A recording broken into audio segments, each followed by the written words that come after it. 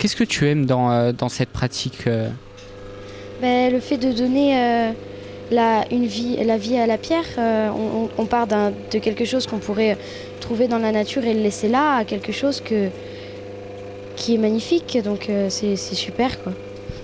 Qu'est-ce que tu as appris dans cet atelier?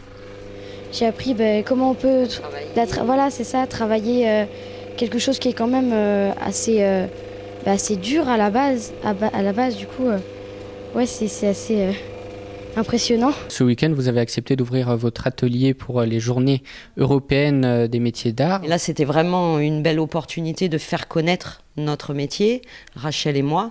Donc, du coup, on met en avant, si les gens veulent essayer de toucher les pierres, d'avoir cette sensibilité-là, et pourquoi pas de travailler le façonnage, comme on a fait tout à l'heure avec la jeune fille. Et puis, donc, c'est intéressant parce que ça permet de voir aussi, ça leur permet de voir quel est le travail de l'artisan et qu'est-ce qui justifie aussi des fois un prix où les gens ne vont pas comprendre par rapport à des grandes surfaces ou par rapport à de la fabrication en usine. Quand on parle de pierres semi-précieuses, on peut parler aussi de lithothérapie.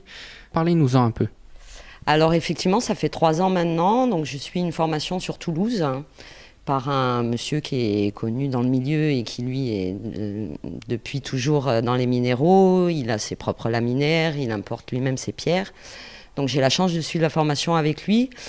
La lithothérapie, on dira que c'est utiliser l'énergie du minéral pour dénouer les blocages de circulation. Nous sommes une masse énergétique et à l'intérieur de nous, il circule tout un tas d'énergie et en fait, on a tendance à se bloquer, créer du stress, créer des maladies qui vont se développer suite à des chocs émotionnels, etc.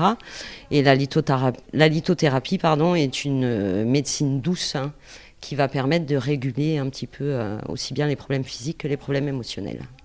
Et parlez-nous un peu du processus de création. Comment, à partir d'une pierre brute, arrive-t-on à des colliers, des boucles d'oreilles ou tout autre objet qu'on peut voir dans cet atelier? Alors, à partir d'une pierre brute, on va observer la pierre, ses couleurs, la disposition. Il y a des pierres qui sont formées de plusieurs amalgames de minéraux, je dirais.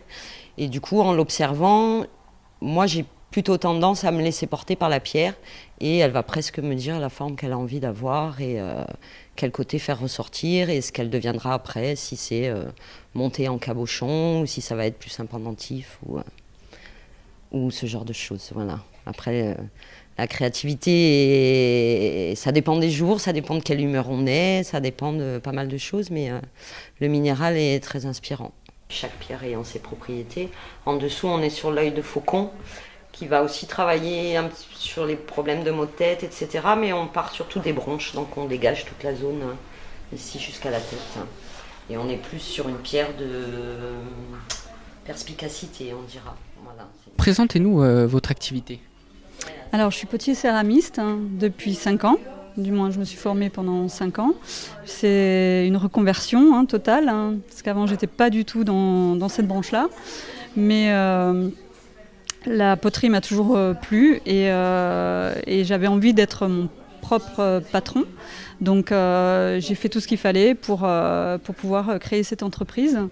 J'ai acheté tout le matériel. J'ai été vraiment aidée par les gens d'ici parce que le matériel, c'est une ancienne potière qui m'a vendu tout ça et qui n'était pas pressée surtout que je la paye parce que quand on démarre une entreprise, évidemment, c'est pas facile du tout au niveau financier. Donc j'ai vraiment eu beaucoup de chance de la rencontrer.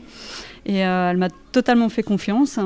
Et donc voilà, j'ai pu créer cette entreprise, monter cet atelier et j'en suis là aujourd'hui. Moi, c'est plus un peu tout ce qui me sort, tout ce qui me passe par la tête, on va dire. J'adore faire des animaux, comme là le gecko, les tortues, je fais des peaux girafes, enfin j'aime beaucoup faire ça et je travaille principalement à la plaque. Vous nous avez parlé d'animaux, mais qu'est-ce qui vous inspire? Qu'est-ce que vous essayez de représenter à travers vos créations? Je fais en fait tout ce que j'aime. Alors déjà, je m'appelle la lézarde. Donc en fait, il y a un lézard endémique à la Corse, le lézard vert, que j'ai voulu un peu représenter. Et ensuite, je trouve que les animaux sont paisibles. Et je pense qu'on a beaucoup besoin de ça en ce moment avec tout ce qui se passe. Et les animaux sont là vraiment pour nous apaiser.